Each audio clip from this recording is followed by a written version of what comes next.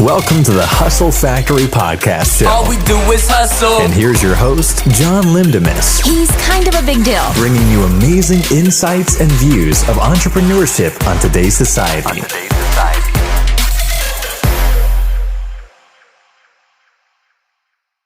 All right. Well, you know what? Before to get it all started and all that, why don't you go ahead and introduce yourself and what do you do and so on, bro? All right. Well, my name's Nick. Also known as SnarkyUp. A lot of friends call me Snarky, and it's because of my persona on Twitch. I'm a Twitch streamer, and I'm trying to venture out into YouTube a little bit too, just kind of posting highlights and whatnot there. But I'm definitely much more in the live streaming, and my go-to game is Call of Duty, but I try to be variety and play whatever's open. I've been streaming for about 9 months now. And not bad. And try. Yeah, man, it's been a wild ride. It doesn't feel like it's been that long. Oh, but yeah, I know the feeling, bro. It's definitely a lot of ups and downs, and outside of streaming, into fitness. So I'm trying to get my certification so I can start training other. And just want to see this overall, because I think physical is a big key factor in our lives, period, but also into your mental health, because when you're physically healthy, it'll help your mental health as well. That's kind of where I'm going with it. And I definitely agree with it. I'm a father and a boyfriend, and that's pretty much the summary of me. All right, that's not bad. So you heard that guy says he's a streamer and so on. So all right, so now first thing I'm gonna ask is, what got you start doing streaming in the first place? What's the whole story about it? Man, I actually am very fond of this question because it's crazy how it all started. I've always been a really big fan of video games, but I had no idea what live streaming was growing up. I knew about YouTube and everything, but I didn't know how to become a YouTuber. I didn't know how to live stream and anything like that.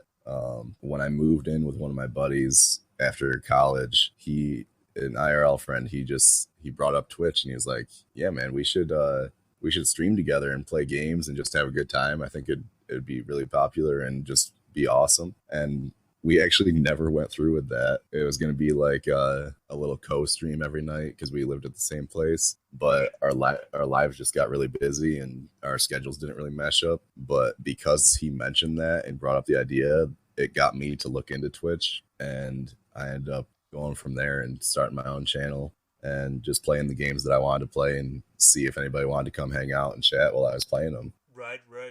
Yeah, you know what? I definitely get that feeling and so on and all that. I've been in the same boat as well. Ever since I started getting to the niche of entrepreneurship and all that. I thought that I'm gonna have a busy life and all that with my other job and so on. But you know what?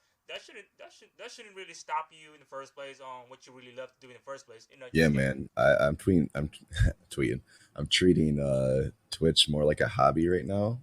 I put a lot of work into it and take it seriously, but it's something it's almost like a getaway, like something I have fun with. It's not a second job, even though you put in the work like it's a second job. It feels more like a hobby or like a game that you're doing. Right. Oh yeah, definitely. I can definitely relate to that too, bro. And you know what? Next thing I want to go ahead and ask you is what are some of the games that you love to play while you're streaming live on Twitch or D-Live? My go-to has always been Call of Duty. That's like my pride and joy. I've been playing Call of Duty since the first Modern Warfare back in 2007. Oh, yeah, and back in the old days. the good days. When I say that, people are gonna see my age, man. Hey, but trust me, I know it too, bro. I grew up with those games too, man. Yeah, man. And how I told you, I've been streaming for about 9 months. The Call of Duty that was out when I started streaming was World War II, and now I'm currently playing Black Ops 4. Right. Oh man, I'd say. Don't even get me started with World War II, man. Yeah, these definitely aren't the most popular Call of Duties that have been out since I've been playing. But I'm still enjoying it just because it's like the style of the first person shooter. I'll have my complaints and critiques, but the way that it feels is nice to me. Probably from the nostalgia, but when I'm not playing Call of Duty, I'll touch up on Apex Legends. It's probably my favorite battle royale right now.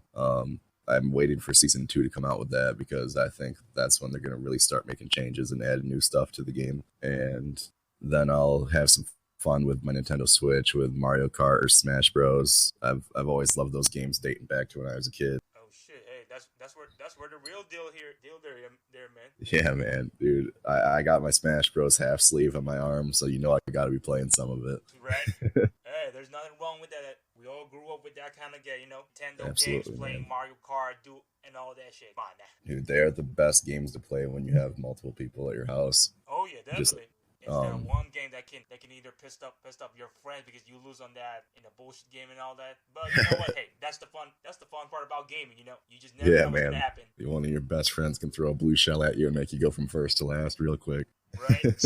A little bit. I played a little bit of Rocket League recently too. I don't know, they're just fun. They're just fun games to get around to. Definitely my best game if you're looking for me for skill. It's definitely Call of Duty, but I'll have a good time on any of those games. Rocket League, I'm trying to get better at, but one of my buddies needs to teach me a little bit. Right. There's nothing wrong with that. You gotta somehow like diversify into other games and all that. You know, so that way you can spread out your niche on gaming and so on. You know. Yeah, there's definitely some people that are really good at just one game. Like let's say a Fortnite Pro or something, and they'll get that niche and take over the niche. But right. I think for somebody that's really trying to find themselves, it's almost better to have a variety just to open up yourself, because you could get people to fall in love with your personality. It doesn't matter what game you're playing. Right. All right. That's pretty cool to know, bro. So now here's the thing, though, and also, I've seen on your Twitter profile and all that I see that you are sponsored or affiliate with Velvedian. Did I say that right? So like, tell me more about it. Is that is it almost like a G Fuel byproduct or something? Yeah, man.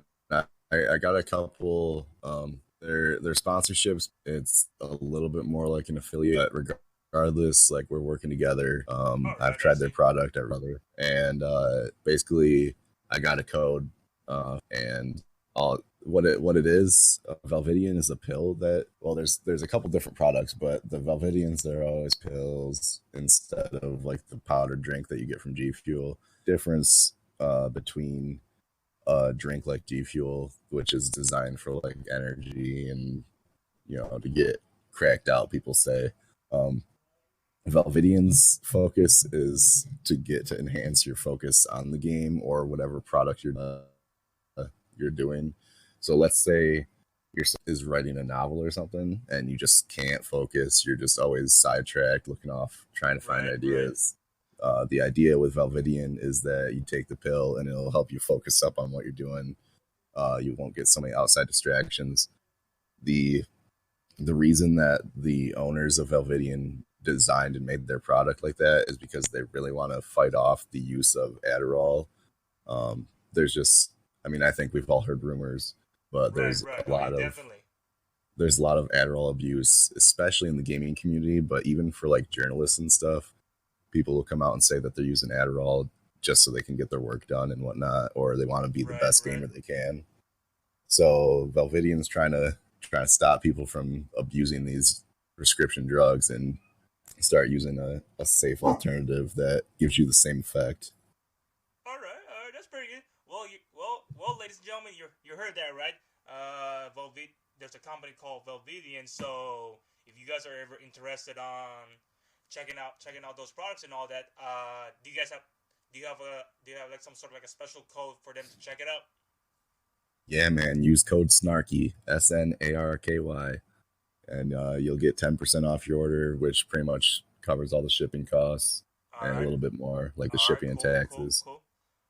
All right, ladies and gentlemen, make sure to check him out on his Twitter, and it's gonna show his code as well for Velvedian and so on, and we're gonna go and talk more about that in a few minutes. All right, that's good to know, man.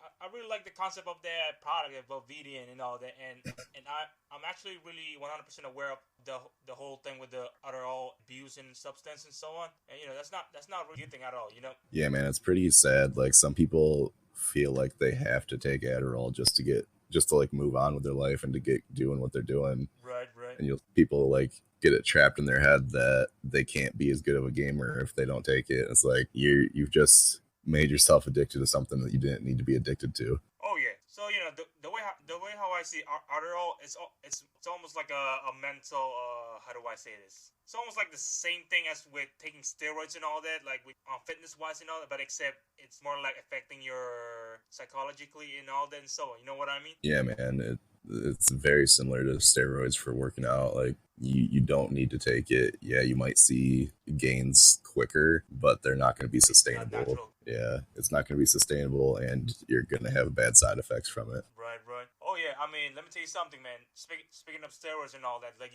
this morning I went to the gym, and I can already tell this guy's on steroids because I've just never seen tremendously huge biceps and all. I'm like, I'm sorry, I don't think I've never seen you before in this town. But I didn't really approach him and all that. I just can't kind of concentrate the fact that I'm not even lying to you. He's literally doing bicep curls with 245 plates on its chest. I'm like, wait a minute, isn't that a 225 pounds in total, and he's doing a barbell curls with Olympic bar? This man's doing curls bigger than I do squat.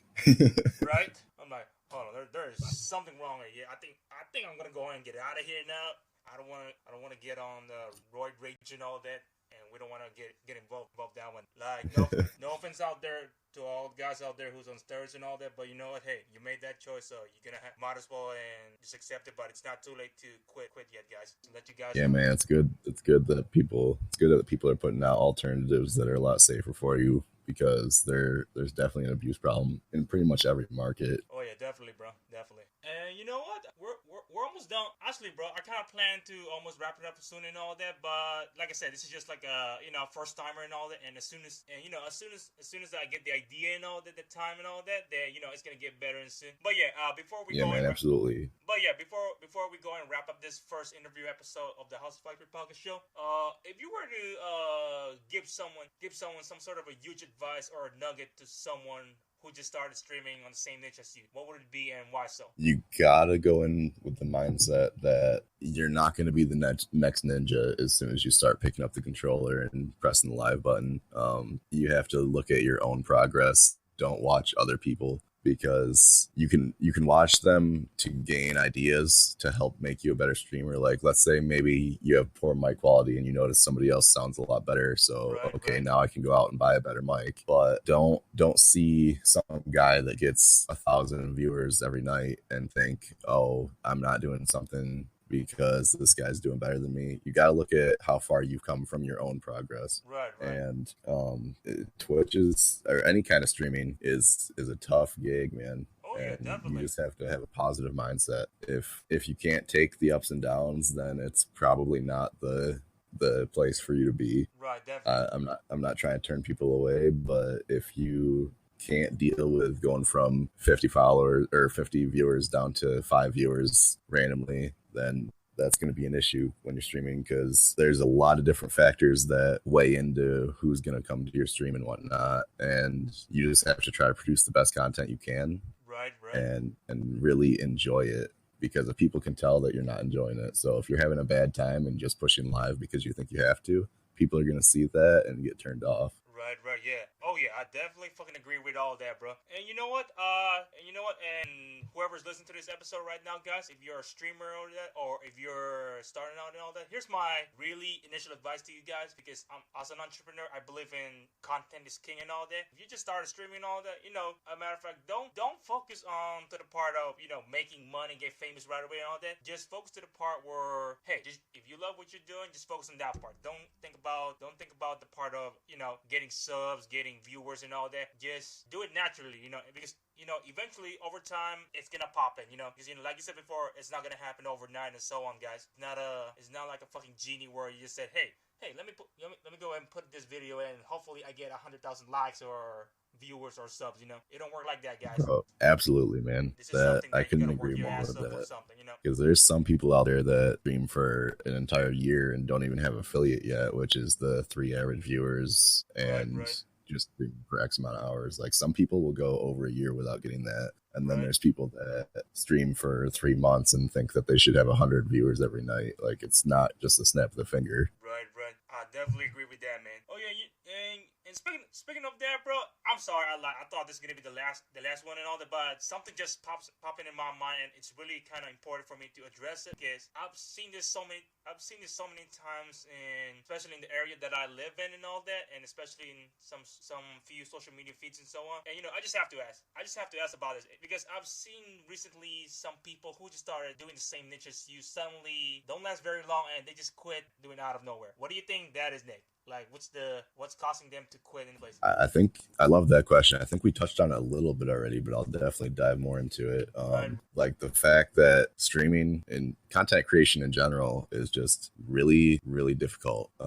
People will go into it with the wrong mindset. They'll think, I'm going to be the next Ninja, Shroud, whatever. I'm going to make all this money and I'm going to be able to play video games for the rest of my life. And some people get lucky enough where that is true. And I don't mean lucky because they definitely put in the hard work, but sometimes you just catch that break where it helps you grow a lot faster. But you can't expect that. If it happens, great, but your expectations have to be realistic and you just have to put in the work. And a lot of people just go into streaming and think it's going to be easy and think that they're going to be popular right away. And when they realize that content creation is actually really hard and people won't just flock to them without them putting the work, then they give up a lot. And it's sad to see. You're not going to be cut out for streaming or anything like that if you can't deal with the punches. Oh yeah, it's pretty sad. It's pretty sad to watch that too because you know what? As a matter of fact, I know some of the few people that I live in this area in my town here in Florida and all that. Here's the thing. I know two to three of them. They're in the same niche as you, and they're doing pretty good in Twitch and all that. And out of nowhere, they just quit. And I asked them, like, what the fuck? What's the deal, guys? Like, why are you guys quitting? You guys haven't even doing it for a year and you guys are already quitting? What the hell is that? And they're saying that, oh, it's too hard. Oh, I can't take the competition. Well, maybe streaming is not the right place for you, bro. I mean, who told you to be fucking ninja for the next 24 hours, like you said before? Yeah, man. If you really have a passion for it, you're gonna find a way to keep going, whether you have 100 subs or 0 subs or whatever it is.